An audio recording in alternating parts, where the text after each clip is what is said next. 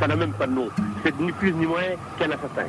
18 ans après les faits, les familles des victimes ne décolèrent pas. Ces assassins sont toujours dans un port en train de se cacher. Comment peut-on avoir la conscience tranquille en tuant 5 personnes? Je trouve ça inadmissible. On se moque du bon marin.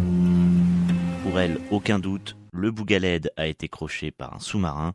D'ailleurs, au moment du drame, le chalutier était dans une zone où se déroulaient des exercices militaires internationaux, exercices avec des sous-marins. Il y a l'épave d'un bateau dans un coin du port de Brest. On l'a remonté du fond de l'eau. Il s'appelait le Bougaled Braise.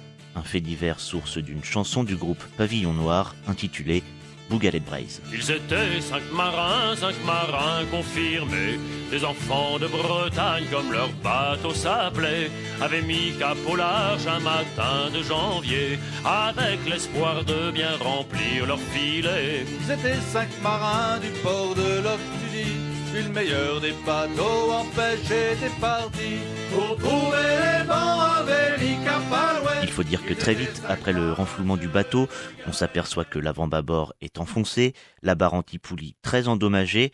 Alors comment est-ce possible, s'interrogent les proches, qu'un chalutier avec 5 marins d'expérience à bord chavire en moins d'1 minute si un sous-marin n'est pas impliqué? Comment expliquer surtout qu'on a vu un sous-marin rôder puis remonter à la surface dès la disparition du chalutier avant qu'il ne se fonde parmi les premiers secours? Une demi-heure après, quand il est arrivé, il y avait un hélico au-dessus et le sous-marin est à côté, juste sur la pause. Alors qu'on se fout pas la gueule du monde quand même, merde. Alors qu'on dise aux marins la vérité, par pudeur. Position renforcée par une expertise en 2012, comme le dévoile France 3, 8 ans après le naufrage. Cette nouvelle expertise révèle la présence de traces de titane sur l'un des câbles du bateau. Le titane, ce métal rare et cher qui entre dans la composition de la coque ou d'éléments de certains sous-marins. Si l'on ne sait toujours pas le fin mot de l'affaire aujourd'hui, c'est à cause de la raison d'État, fustigent les proches des 5 marins.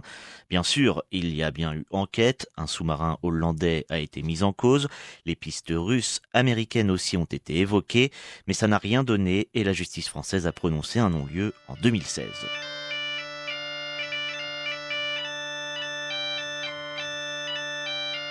En revanche, une piste britannique revient avec insistance, celle du Turbulent, du nom d'un sous-marin britannique. Les autorités de la Royal Navy ont toujours dit que ce 15 janvier 2004, le HMS Turbulent était à quai, ce que contredisent plusieurs témoignages. L'un des moments forts de cette audience sera donc la déposition de l'ancien commandant de ce sous-marin. Témoignage prévu le 12 octobre. À la barre, ce jour-là, est attendu Andrew Coles, un commandant qui a fait d'étranges confidences dans le passé. Dominique Tricot est avocat des familles des victimes. Le commandant Coles a dit à cette personne qu'il a rencontrée qu'alors qu'il était en plongée avec le Turbulent, son sous-marin a accroché les câbles du chalut du chalutier Bougaled Braise et qu'il l'a entraîné au fond avec une telle vitesse que la cale aux poissons a implosé. Ça veut dire que le bateau s'est désintégré par l'intérieur. 18 ans après ce drame qui a endeuillé toute la Bretagne, il est grand temps de mettre fin à ce mensonge d'État pour l'avocat afin que les familles de Pascal Le Floch, Georges Lemétayer, Éric Guillamet et celles de Patrick et Yves Clohagen puissent enfin faire leur deuil.